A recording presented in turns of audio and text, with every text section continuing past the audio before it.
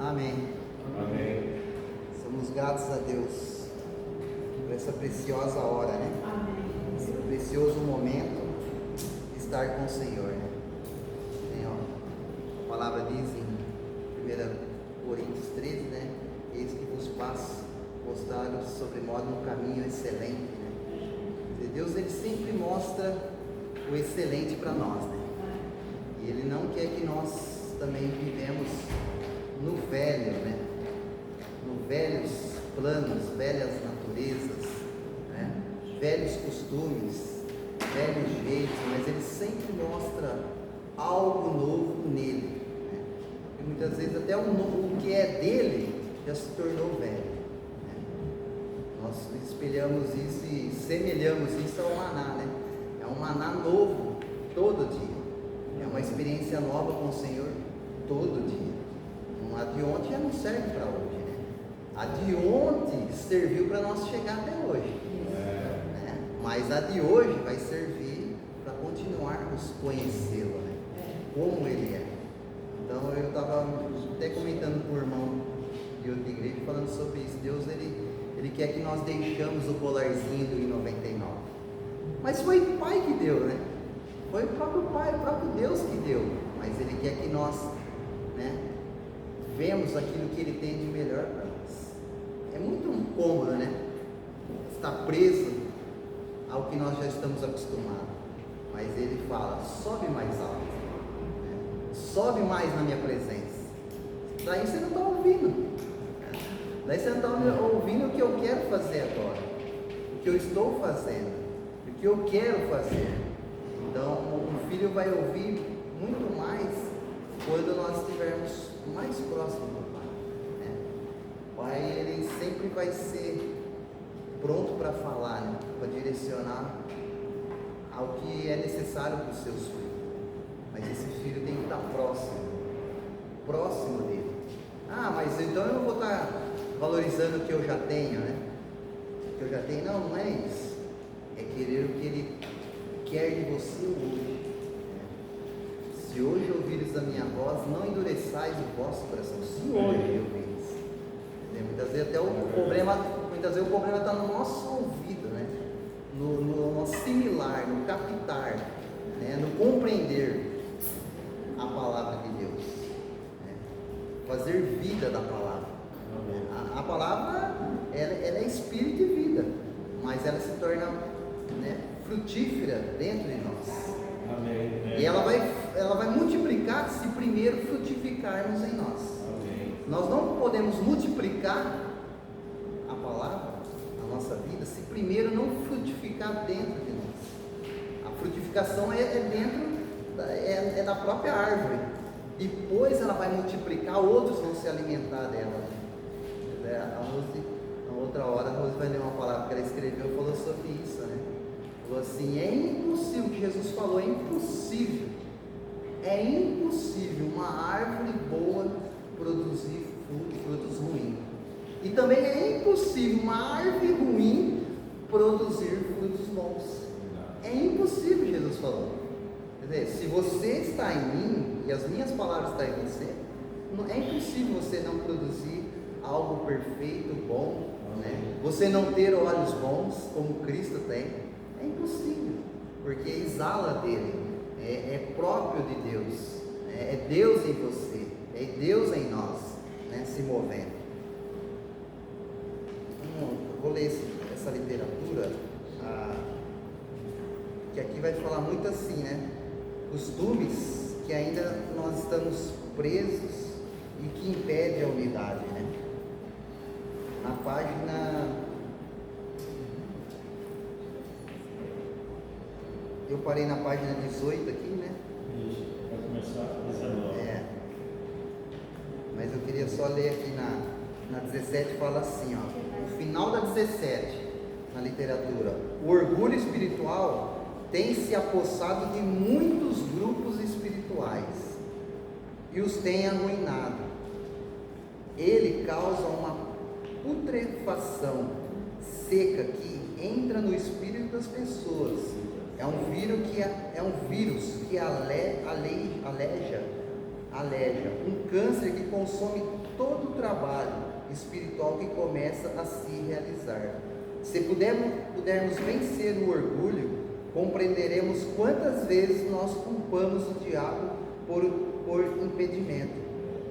impedimento, quando era apenas Deus resistindo ao orgulho dentro de nós.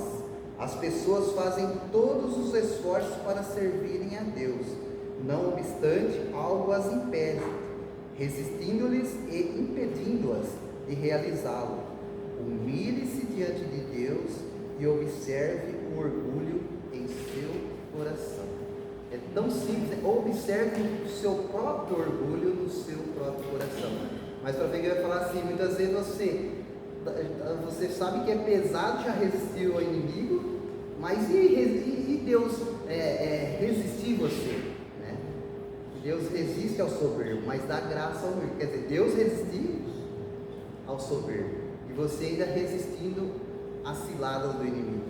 Então é mais fácil você estar em Deus e resistir o inimigo com Deus, né?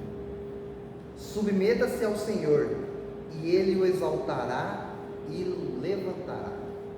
No terceiro parágrafo, no segundo parágrafo da página 18. Submeta-se ao Senhor e Ele o exaltará e o levantará. E a maneira pela qual o orgulho entra no coração das pessoas é uma coisa diabólica. Ele primeiro tenta derrotá-lo através da autocondenação, primeira coisa, e ao ponto de que você impor as limitações a Deus. Ah, Deus, eu vou até aqui, tá bom, né? Nós mesmos impomos as nossas limitações a Deus, né? Pensando que nada pode acontecer, porque é indigno. Que bobagem! Deus pode tomar o fraco para confundir os poderosos, como está na palavra. 1 Coríntios 1, 27. A armadilha de Satanás é levá-lo a crer que você é indigno, mas Deus tem usado pessoas indignas há milhares de anos, aqueles improváveis a serem prováveis, né? A serem adequados. Aqueles que não são adequados, Deus vai ser adequado a ele, né? O último parágrafo: humilhe-se diante do Senhor, humilhe-se diante dele, e não desespere por causa dos seus problemas ou necessidades, mas humilhe-se diante dele, e muitos dos impasses serão quebrados se nós nos humilharmos. Quer dizer, o problema não é nosso, estamos em Cristo, o Senhor tomará conta, né? E a necessidade, Deus não é um Deus de necessidade, Ele é um Deus de provisão, né? Um Deus de propósito. Porque necessidade, Ele supre, né? Ele é um Deus supridor. Quer dizer, nada pode tirar o nosso foco. E um humilde, na verdade, ele não tira o foco do Senhor. Ele pode estar curvado, mas ele está mais focado do que aquele que é orgulhoso, né? Aquele que auto se podera, né? Como superior. A fé não deve ser confundida com presunção, não deve. Eu gostaria de poder aprender e então ensinar-lhe a aproximar-se de Deus com uma fé agressiva que não seja presunçosa. Devemos aproximar-nos de Deus e dizer: Deus, venha ao meu encontro, sempre que eu estiver errado. Isso é filho, né? Senhor, corrige-me, vem próximo de mim quando eu estiver errado. Mas quando está certo também? Também, mas muito mais quando nós não temos uma realidade, uma certeza daquilo que está ocorrendo. Senhor, corrige-me como filho, né?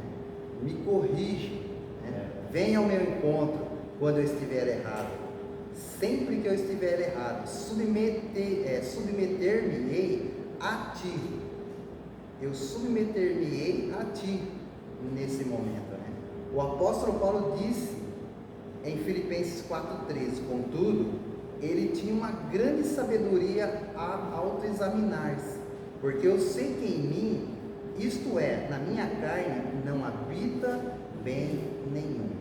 Em Romanos 7,18, ele fala a respeito do seu ministério: Não que por nós, não porque nós mesmos sejamos capazes de pensar alguma coisa, como se partíssemos de nós mesmos, mas pelo contrário, a nossa suficiência vem de Deus, Amém. o qual nos habilitou para sermos ministros de uma nova aliança. A nossa suficiência, a nossa capacidade, nossa proteção, né? A nossa sabedoria, né? Capacidade, suficiência vem de Deus. E Ele que nos habilitou, né? Ele que deu uma aprovação para que nós sejamos ministros de uma nova aliança, não de uma velha. A velha já passou, é uma nova aliança, né? E essa aliança não pode ser quebrada por nada, né? Não pode ser quebrada, né? Porque é perpétua, né? A aliança fala de perpetuidade, é firmeza, é continuidade, né? Ele tinha uma grande confiança, porque nós é que somos a circuncisão, nós que adoramos a Deus no Espírito, e nós gloriamos em Cristo Jesus, e não confiamos na carne. Mesmo salvo, cheio do Espírito Santo, ainda existe a carne. Mas se você tem o Espírito Santo, é salvo, você pode reprimi-la, né? Abafá-la, sucumbi-la, né? Reprimi-la através do Espírito que há em você. Não deixar ela ter controle sobre você. A carne, né? Ela milita contra o Espírito, elas são opostas, né? Não tem acordo a carne com o Espírito, né? Mas ele fala que o Espírito que está em nós, gloriamos em Cristo Jesus e não confiamos na carne. Há atitudes extremas e é preciso que haja uma humildade que se curva diante de Deus. Há atitudes extremas, né? Uma mudança radical extrema, mudanças extremas, não tendo confiança na carne ou suficiência em si mesmo. Sabemos que a velha carne nada de bom tem em si, nada de bom. Regozijamo-nos em Cristo, adoramo-no no Espírito como ministros, capacitados através dele. Amém. Há uma grande diferença, porque é fé sem presunção e uma fé que não considera nada como mérito da velha carne. Você viu? A fé com presunção, né? E há uma fé que não considera nada como mérito da velha carne. Nós apenas nos humilhamos diante de Deus. Se pudermos aprender como ligar humildade com fé, seremos a força mais poderosa na face da terra. Humildade e fé, né? Humildade depende de nós e fé depende de nós, fé em Cristo Jesus, né? Seremos a manifestação mais poderosa, seremos a força, né? A manifestação mais poderosa na face da terra. Os cultos realmente mudarão situações se o povo adorar a Deus e se humilhar diante do Senhor. Uma coisa é adorar, né? Não é a mesma coisa que se humilhar. Aqui ele fala, se adorar a Deus e se humilhar diante do Senhor, eu gostaria de ver uma humildade abjeta, uma degradação diante do Senhor, um choro diante de Deus, mas crendo que nele com uma fé audaciosa, temerária, tremenda. Humildade adicionada à fé nos dará a resposta que moverá o mundo, né? Uma fé, né? Humildade adicionada à fé, né? Porque a humildade ao mesmo tempo ela dá uma sensação que você não vai fazer nada, mas a fé dá a iniciativa de você fazer algo, né? em Deus, e nos dará a resposta que moverá o mundo. Leia de novo a sua Bíblia e você compreenderá por que está este caminhar encontra pessoas que são impedidas. Leia acerca dos discípulos andando pela estrada, sem lugar para inclinar a cabeça. Leia de novo, né? Aquele que entre vós for o maior de todos, seja o servo de todos. Vai falando citação da Bíblia aqui, né? Ele lavará os pés dos outros. Ele lavará os pés dos outros. A repreensão de qualquer pensamento de ambição se fazia presente constantemente. Todos repartiam o que tinham com os seus irmãos, não considerando nada particularmente seu. Havia um espírito de doação, de humildade. O egoísmo fora crucificado na cruz com Cristo. E ele disse aos seus discípulos: não tomem 2 capas, mas vão como estão, preguem a palavra e abençoem a casa que permitir que vocês entrem, pois o trabalhador é digno do seu salário. Deixe que eles os alimentem. Se eles não os alimentarem, sacudam o pó dos seus pés e continue o seu caminho. Como um dos textos, né? Lucas 10, de 1 a 12. Não tomando esta atitude agora, porque seria falsa, visto que não temos no coração ainda a humildade que só é gerada mediante o verdadeiro discipulado. Viu? Vamos fazer isso então daqui para diante, né? Ele até chama isso até de uma atitude até falsa, né? Se o seu coração não estiver preparado para isso, vai ser uma atitude mecânica, falsa, né? Vai ser uma nota de 3 reais, falsa, né? Uma atitude falsa, uma produção falsa, né? Não tomamos essa atitude agora, não agora, porque seria falso, visto que não temos no coração ainda a humildade que só é gerada mediante o verdadeiro discipulado. Não que alguma coisa já nós não fazemos aqui, muitas coisas, mas não uma totalidade. Não, se nós não deixarmos ser discipulados totalmente, não tem como viver todas essas coisas que foi dita aqui, né? Ensinar, comer, né? A atitude de, se a pessoa refugar aquilo, você bater a poeira e ir embora daquilo, que é como um julgamento. Então, olha a preparação do coração para você receber, para você dar e para você trazer até um julgamento, porque ali fala que quando batia ali era como assim, vocês não receberam a presença de Deus, não era a presença só dos discípulos, né, que estava acontecendo ali, mas era a própria presença de Deus, então era para bater. Então é a natureza que precisa, a pureza que precisa haver no coração de cada um, né? Foram homens que possuíam humildade, que puderam dizer ao coxo: eu não possuo nem prata nem ouro, mas o que eu tenho, isso eu lhe dou. Em nome de Jesus Cristo, o Nazareno, anda. Está lá em Atos 3,16, né? E aqui ele fala desse discipulado. Eu estava até pensando nessa palavra, né? Eu ia falar, quais são as características de Jesus? Qual foram? Né? O poder que ele fala, o que ele cura, como ele fala, de onde vem esse poder? Eu estava pensando nas características de Jesus, né? Aí eu estava pensando, eu falei, e os discípulos, o que eles aprenderam? Está falando aqui de discipulado, né? O que eles aprenderam?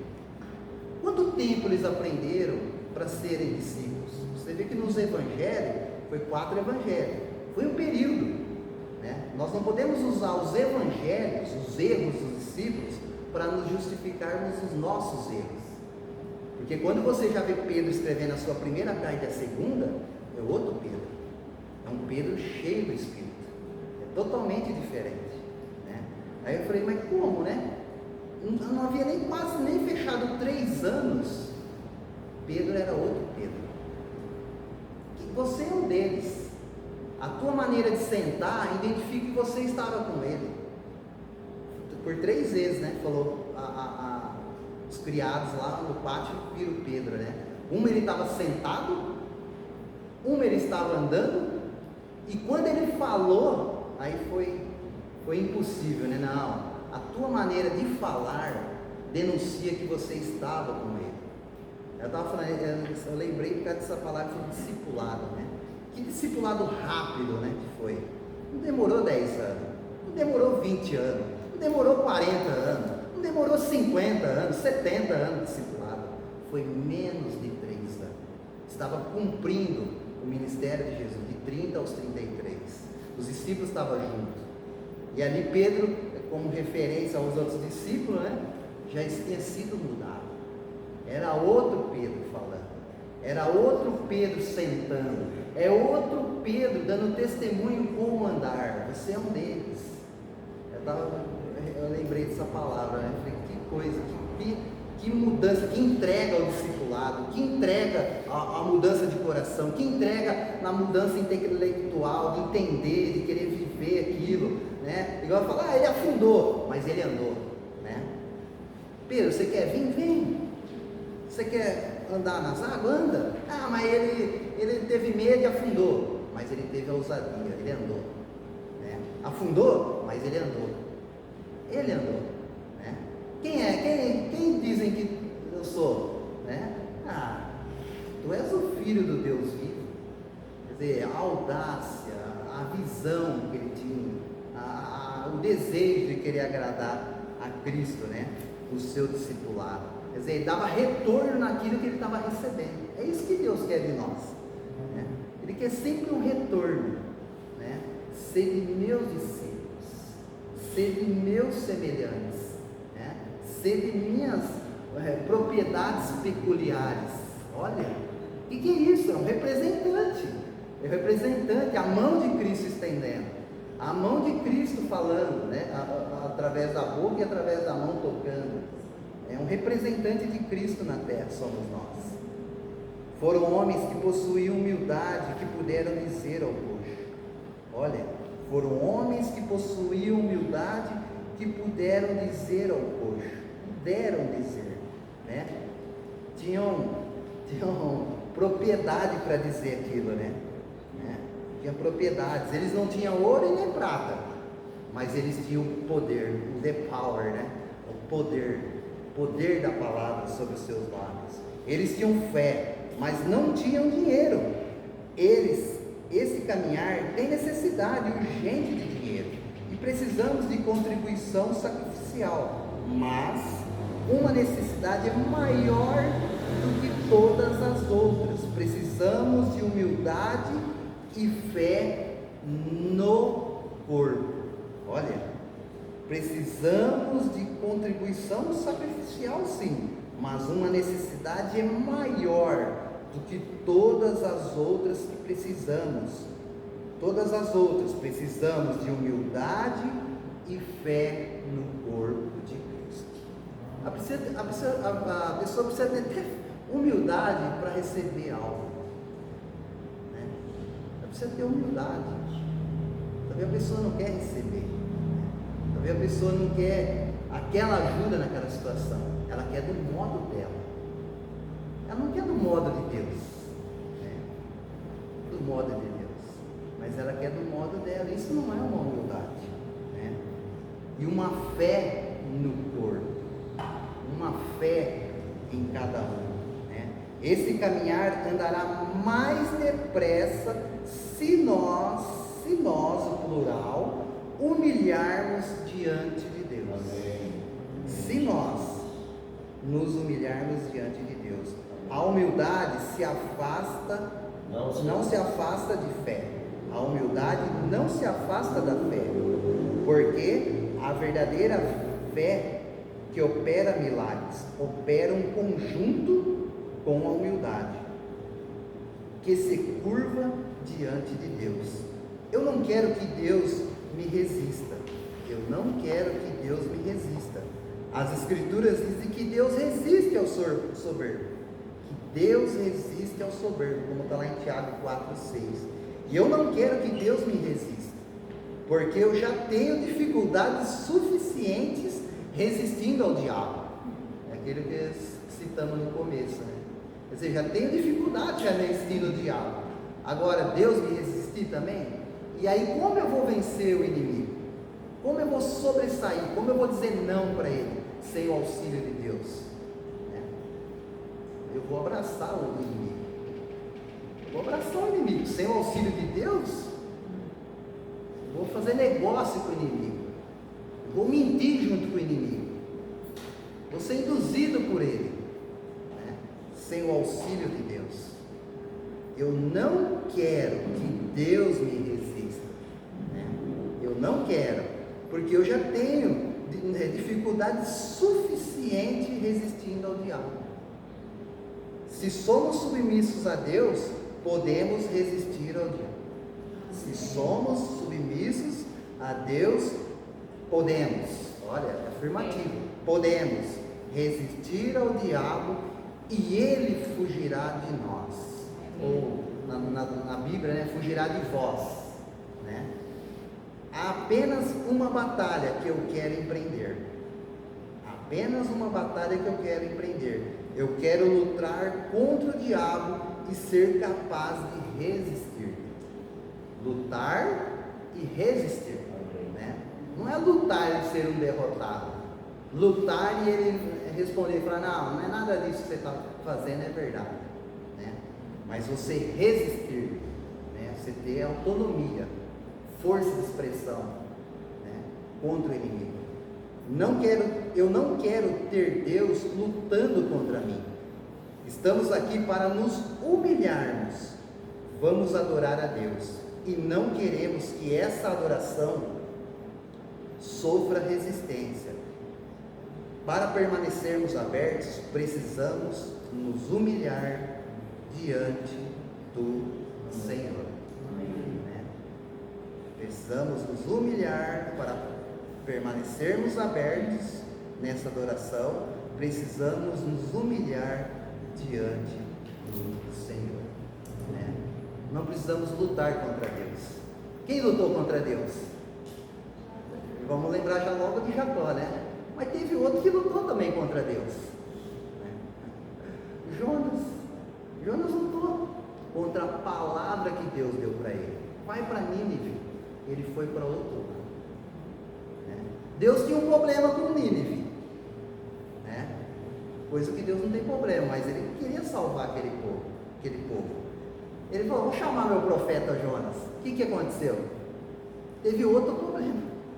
Ele tinha já um problema, uma coisa para resolver, buscar, né, salvação daquele povo. Ele chamou Jonas, ele arrumou outra circunstância para ele. E foi Jonas.